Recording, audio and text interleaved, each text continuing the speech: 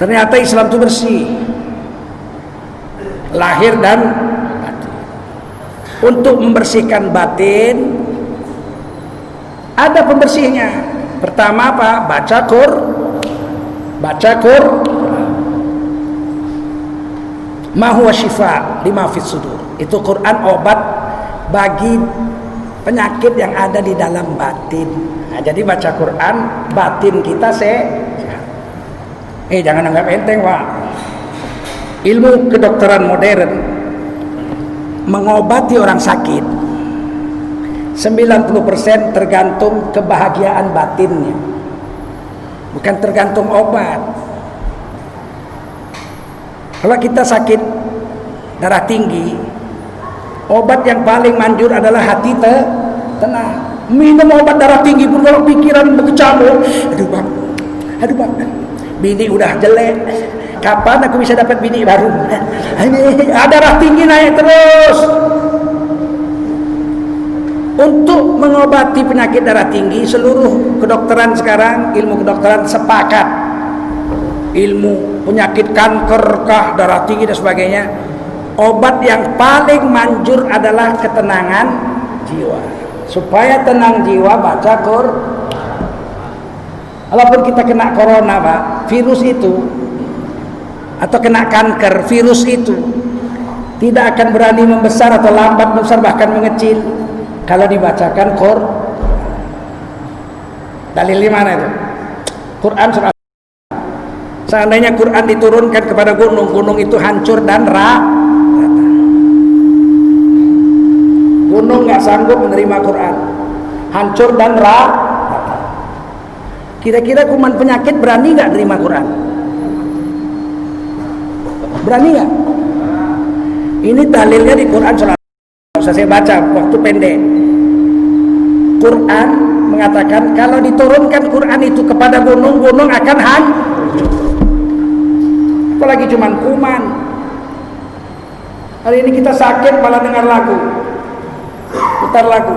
Ke kanan, agak kanan, agak kanan dan ke kanan, agak kiri, agak kiri, agak kiri dan ke kiri. Sakitnya tuh di sini, sakitnya tuh di sini. Makan sayur kau campur daging anjing. Cemana kau mau sehat? Ada kiai-kiai penataran.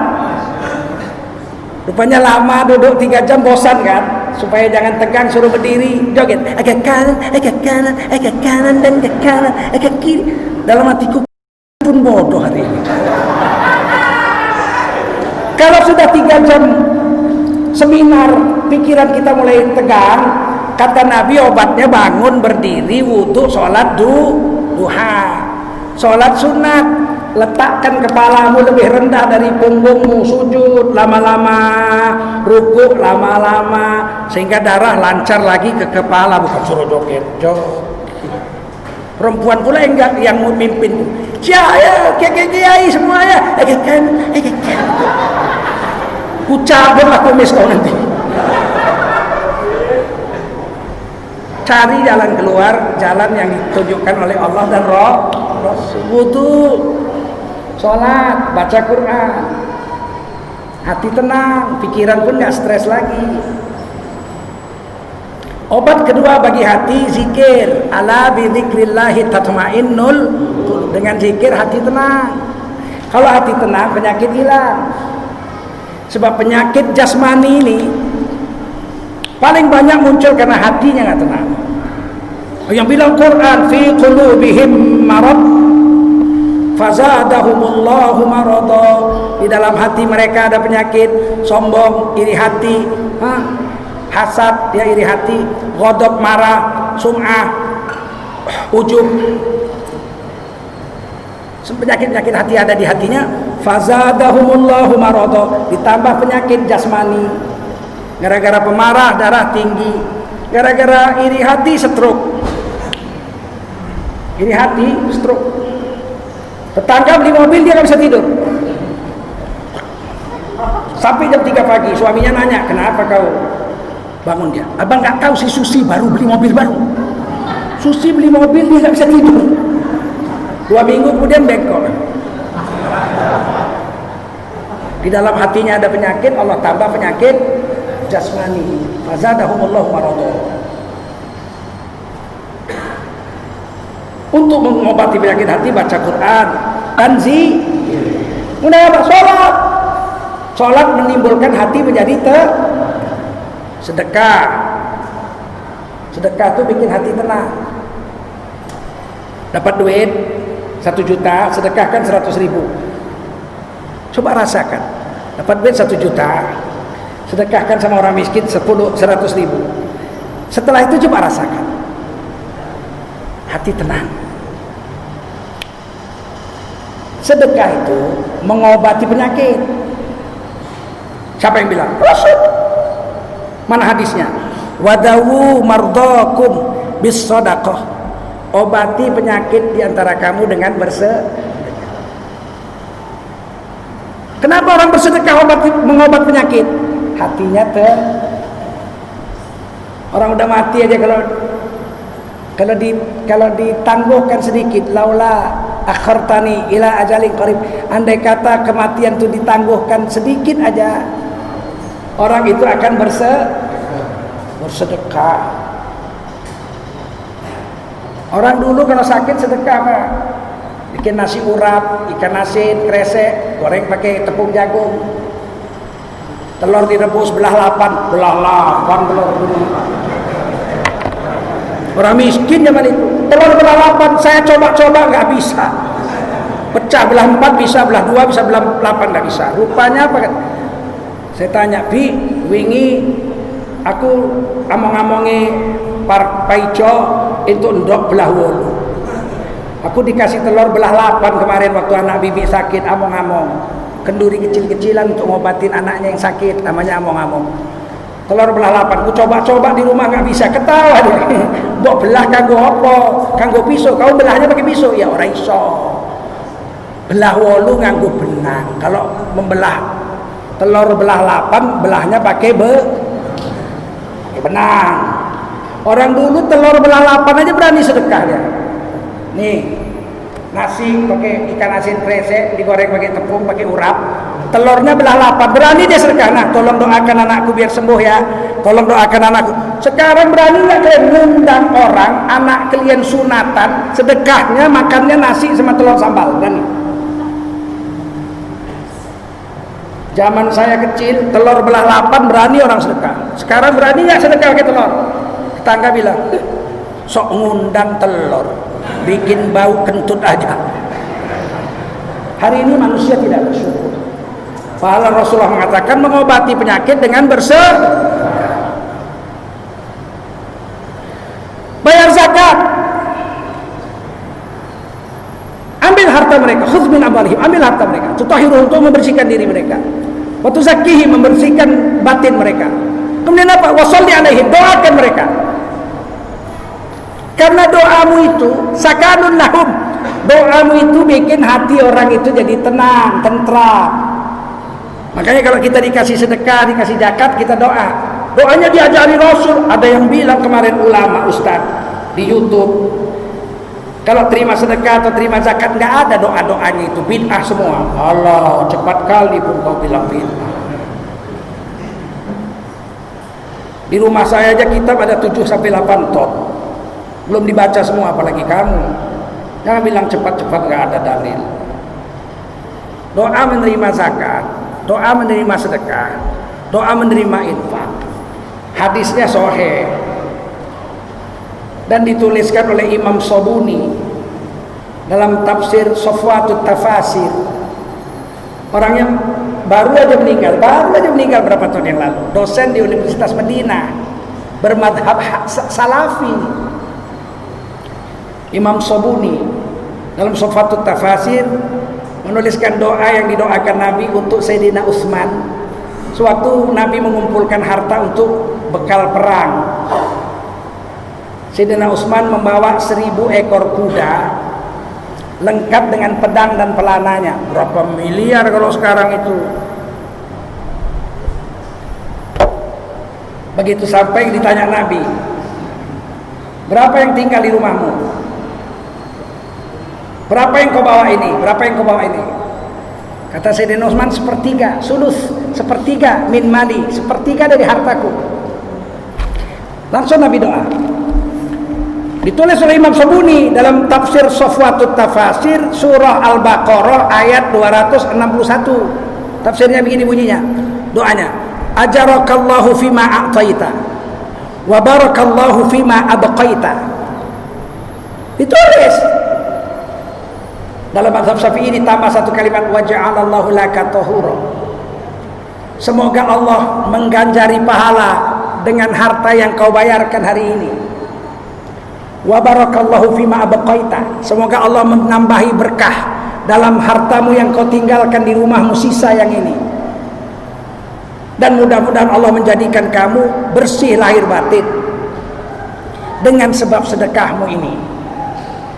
Jangan bilang nggak ada.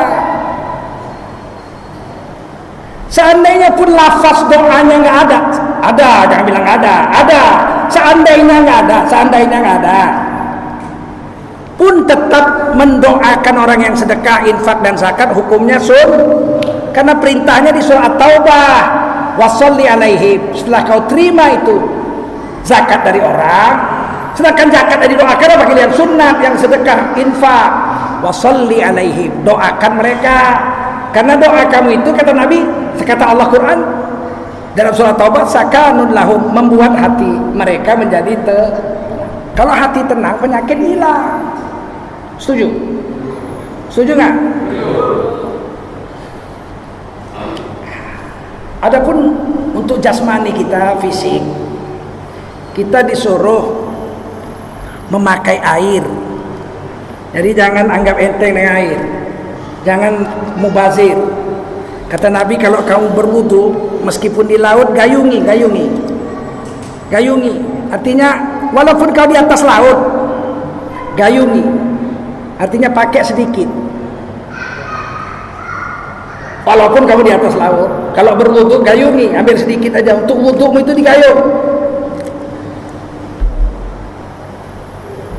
Ternyata kita ini obat yang paling manjur untuk jasmani, itu air.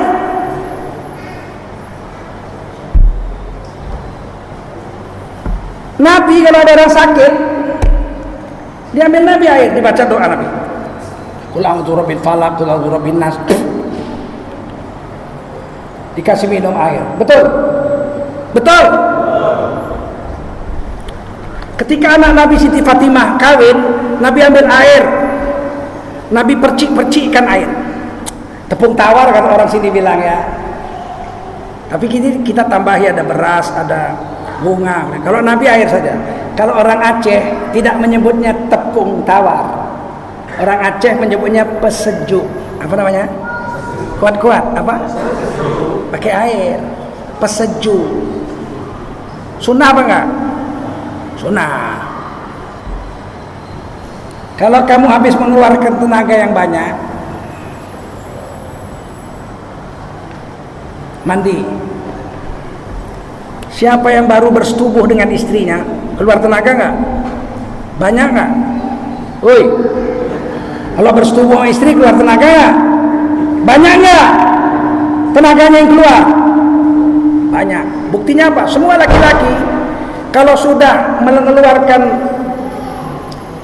mani pasti tertidur. Berarti capek. Capek gak? Kata Nabi wajib mandi. Kalau berjunub wajib mandi. Sampaikan air dari ujung rambut sampai ujung kaki. Karena air itu obat untuk mengembalikan kekuatan tubuh.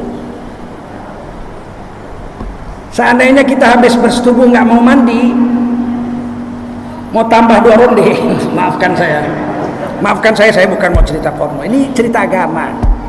Kata Nabi, kalau kau bersetubuh dengan istrimu, kemudian kau mau mengulanginya, berarti kan 2 ronde. Apa kata Nabi? Jangan langsung dimulai. Cucilah dulu farjimu dengan air. Bersihkan farjimu dengan air. Kemudian berwuduklah kamu seperti orang mau sholat. Ulangi lagi setelah itu. Berarti kan wudu itu menambah kekuatan. Paham? Ngerti? Kalau kamu puasa seharian tidak makan tidak minum, buka puasa disuruh nomor 1 mie, makan yang manis dan minum air. Bisyurbatin minal ma', beberapa teguk air.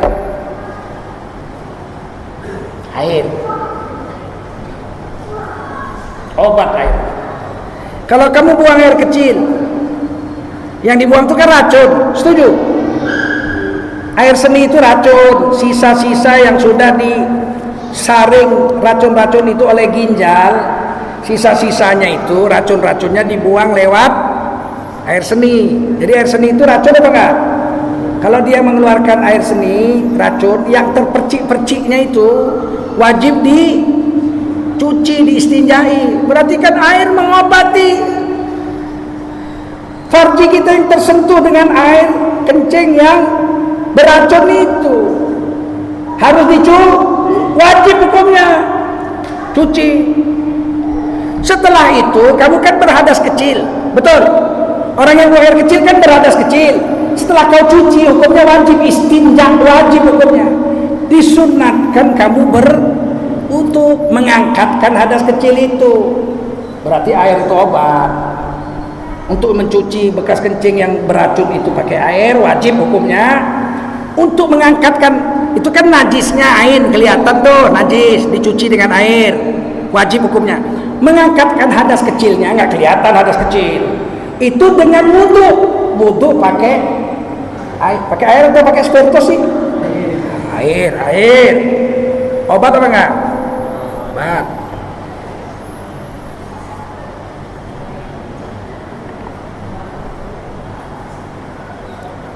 Nah, berwudu itu meskipun yang wajib itu mencuci muka, tangan beserta siku, kepala disapu, di kuping disapu, kaki dicuci, 5 saja yang wajib. Tambah 2, pertama niat, yang ke-7 adalah berturut-turut tertib. Tapi ada 2 yang tidak disebutkan di dalam Quran. Kumur-kumur, ambil air kumur-kumur. Sebelum kumur-kumur disuruh bersih siwak. Ambil kayu siwak, digosok gigi. Kenapa pakai kayu? Kan ada sekarang gosok gigi yang pakai apa itu? Plastik itu. Itu tooth brush, gosok gigi. Sedangkan mulut ini yang perlu digosok bukan hanya gigi, gusinya juga, betul? Nah, coba gosok gigi itu, gosokkan ke gusimu kalau nggak berdarah. Untuk membersihkan gusi pakai siwak, kayu siwak itu kayu arak. Dan itu hadis Bukhari, Muslim. Laula an asyqa ala ummati la amartuhum bisiwak inda kulli shalah aw inda kulli wudu. Seandainya tidak memberatkan umatku, kuwajibkan umatku itu gosok gigi dengan kayu siwak 5 kali waktu berwudu, 5 kali waktu sholat. Berarti 1 hari berapa kali? 10. Kalau nggak punya kayu, maka bersiwak waktu berwudu itu dengan jari telunjuk. Itu dalam kitab Sirus Salikin. Ambil air, ini belum kumur-kumur, baru siwak. Ambil air, gosok gigi dengan gusi kita itu pakai jari. Baru mulai wudu. Cuci tangan tadi, gosok gigi. Udah, baru mulai apa? Kumur-kumur dulu. Kumur-kumur bukan begini, bukan begitu. Kumur-kumur tuh begini. Masukkan air, kumur-kumur, naikkan ke leher atas ke atas. Buang ke kiri. Membuang ke kiri itu sunat. Jangan kau buang arah kiblat.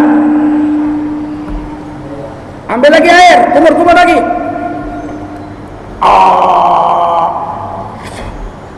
3 kali. Makanya orang yang berpuasa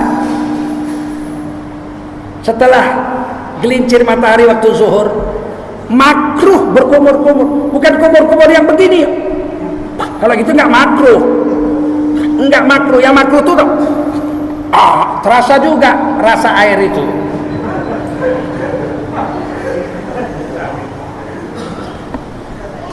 Kalau sekali wudhu 3 kali kumur-kumur, jadi mulai besok kumur-kumurnya diperbaiki, bukan begini, bukan begini.